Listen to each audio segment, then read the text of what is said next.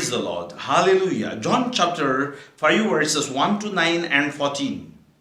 After this, there was a festival of the Jews, and Jesus went up to Jerusalem.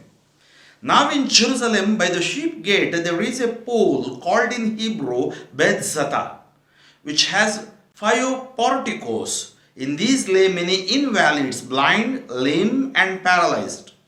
One man was there who had been ill for 38 years. When Jesus saw him lying there and knew that he had been there a long time, he said to him, "Do you want to be made well?" The sick man answered, "Sir, I have no one to put me into the pool when the water is stirred up. While I am making my way, someone else steps down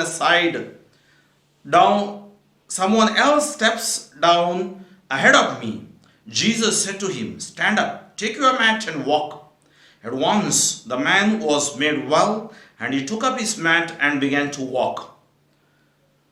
Later Jesus found him in the temple and said to him, "See, you have been made well. Do not sin anymore, so that nothing worse happens to you."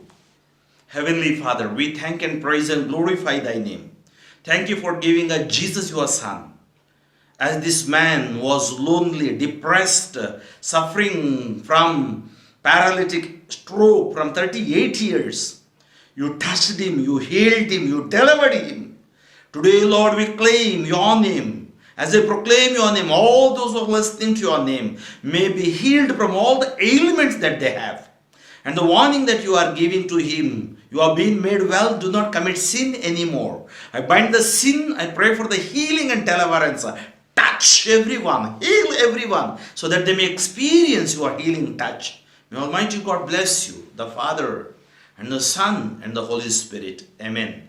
Father Franklin D'Souza, Diocese of Shimoga, pray for me, friends. Amen.